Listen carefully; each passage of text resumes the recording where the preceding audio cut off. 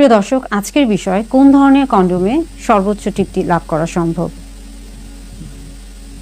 আজকের ভিডিওটি বাংলাদেশ এবং দেশের বাইরে যারা UK, Europe, America, Canada, Australia, middle east সহ প্রবাসে বসবাস করছেন তাদের সকলের জন্য। আজকের ভিডিওর মাধ্যমে জানবেন কোন ধরনের কন্ডোমে সর্বোচ্চ যৌন তৃপ্তি লাভ সম্ভব, অর্থাৎ সংবেদনশীলতা বেশি হয়ে থাকে।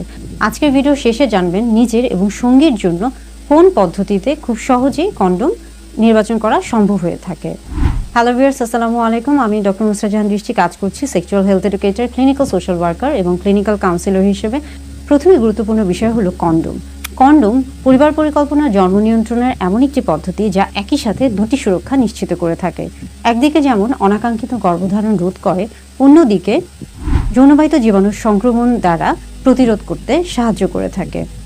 কন্ডোমের ক্ষেত্রে খুবই গুরুত্বপূর্ণ বিষয় হচ্ছে কন্ডোমের ফিটনেস। কন্ডোম যদি ঢিলা হয়ে থাকে তাহলে স্লিপ কাটার সম্ভাবনা থাকে, যদি টাইট হয়ে থাকে তাহলে একটা অস্বস্তি ভাব কাজ করে থাকে।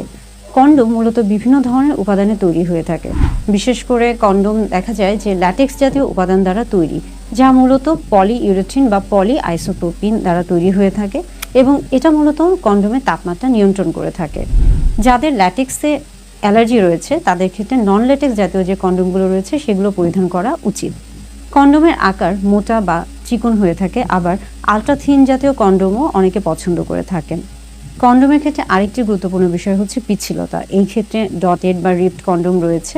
প্রত্যেকটি কন্ডোমই আসলে ব্যক্তিভেদে ভিন্নতার হয়ে থাকে। বেশ কিছু ভুল ধারণা রয়েছে কন্ডোম সম্পর্কে। অনেকে মনে করে থাকেন কন্ডোম ব্যবহারের ফলে সর্বোচ্চ যৌন তৃপ্তি লাভ করা সম্ভব না, যা একদমই ভুল ধারণা।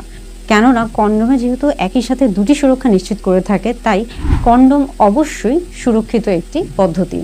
এবং পাশাপাশি অনেকে মনে করে থাকেন দুটি কন্ডোম একসাথে ব্যবহার করলে সর্বোচ্চ সুরক্ষা পাওয়া সম্ভব। এটাও ভুল ধারণা।